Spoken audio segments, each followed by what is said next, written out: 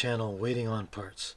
In this video I go over the highlights to building your own 100-watt super lead Marshall clone.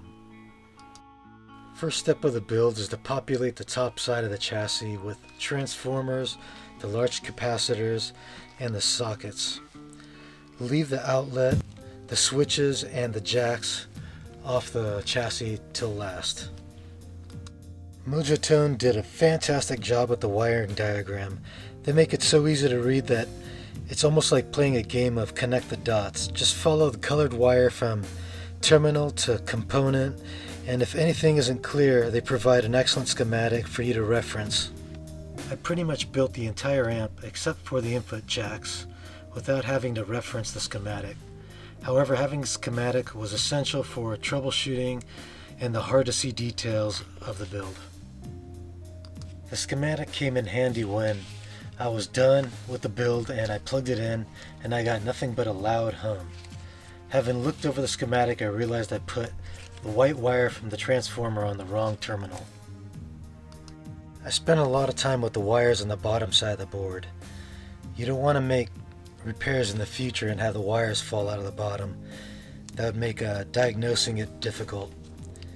I made sure to terminate the wires way up in the turrets, and if multiple wires were going to go into turrets, I made sure all of the wires were terminated way up in the turrets. I also put a dab of glue to hold the wire locked onto the bottom side of the board so that if ever I do any soldering from the top side, the wire won't fall out the bottom.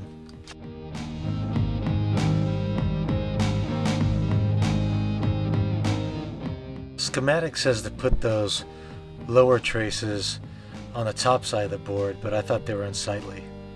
So it doesn't ever have to go in like this. It's supposed to be 22 nanofarad, it is 22.8 nanofarad. I tested every component before mounting it to the board. I didn't solder the components until the board was populated. I didn't show you every step of this build because the video would have been 6 hours long. If you're looking for pro amp building tips to put together your Marshall Super Lead clone, you've come to the wrong video. This is my first amp build, and I was concerned about the difficulty of this project, so I looked it up on YouTube to see if anybody else attempted this. However, no one did, and that was not reassuring. However, I'm here to tell you that it wasn't that bad, and the only thing that I got stuck on was the input jack orientation, which I'll clear up later.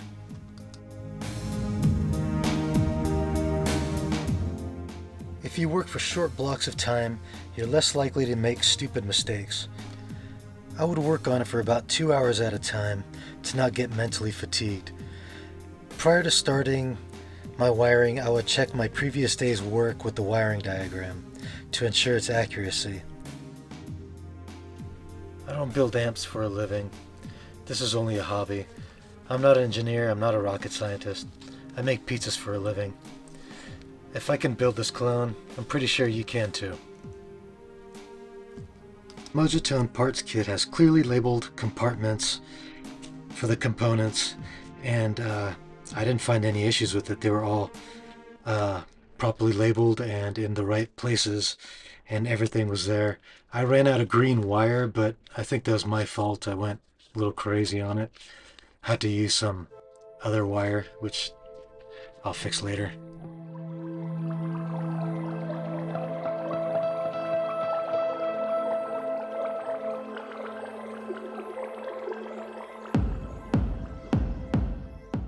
I took my time assembling this and still had a bunch of issues. I made one mistake putting on the white wire from the power transformer on the wrong turret, which made a loud buzzing noise, but nothing else. Once I fixed this mistake, I still had no sound. I thought I was careful with my soldering, but then I saw this. After finding this, I rechecked all my connections thoroughly.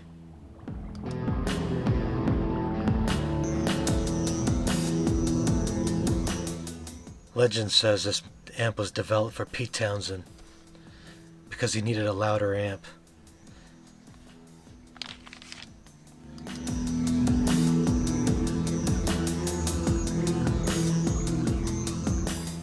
loud he got. This thing's crazy. I'll be doing the master volume mod next to try to tame the output. Stay tuned.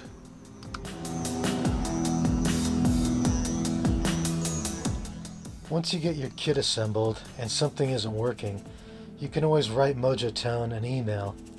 They're quick to make a suggestion on what to check. Overall, I'm very pleased with the quality of this kit. I haven't got the nerve to turn the volume up past half yet. It's way too loud. It's kind of scary if you're not used to something this size.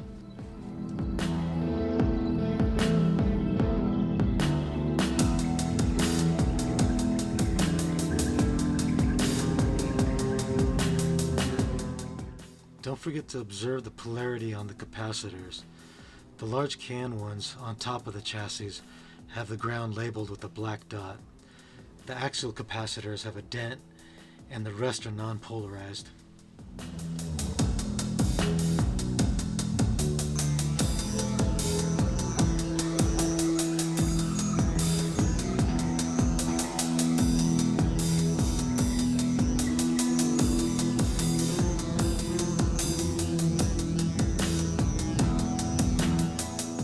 Before you power up for the first time, get yourself some 5 by 20 millimeter glass fuses, 1 amp and 4 amp. Get an assortment of them.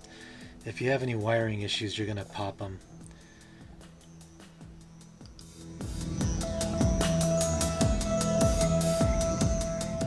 I'm pretty confident that anyone that's not afraid of working around 600 volts and can read a schematic can pull off this build. It wasn't that hard. It took about as long as they said it was going to take, 6 to 7 hours, and it came out great.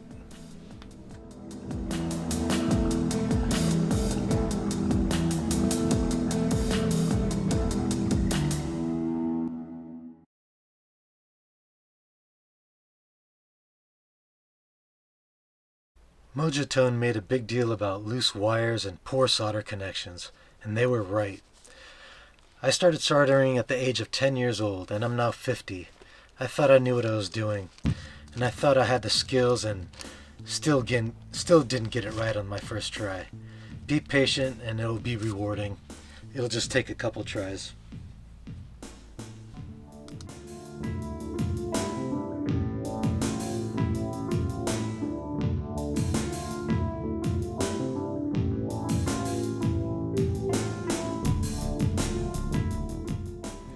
Take note of the stereo input jack. It's similar to the one that's in our Marshall clone, but not exactly.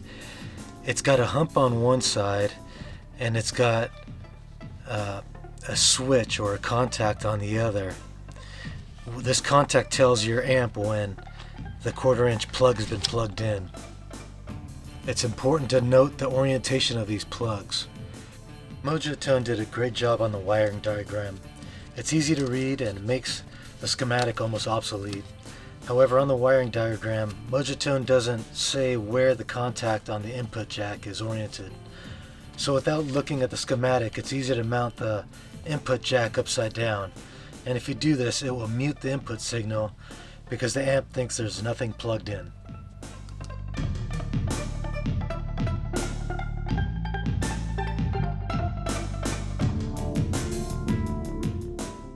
Take note of how the 1 meg resistor is on the lower jack, and the solder terminals of the input jacks need to face the transformer. The orientation is critical. Be aware of this.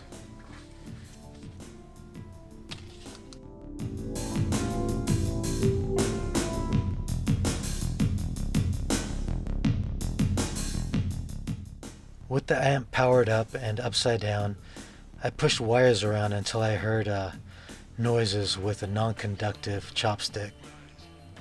I discovered a couple poor solder connections, one on the power switch and 2 different heating filaments had poor connections. They tested with no resistance, however, with the large load from the heating filaments, There was no conduction. It took me 6 hours to put this kit together, and it took me another 6 hours to figure out why it wouldn't output a signal. Once I resoldered the port connections, the amp was up and running. The filament connections were the hardest to diagnose. Obviously the 12AX7s take a couple of seconds to heat up, so it won't make a noise indicating a problem. However, holding a chopstick on or near a poor connection may restore a weak connection or just long enough to make some noise to indicate the problem.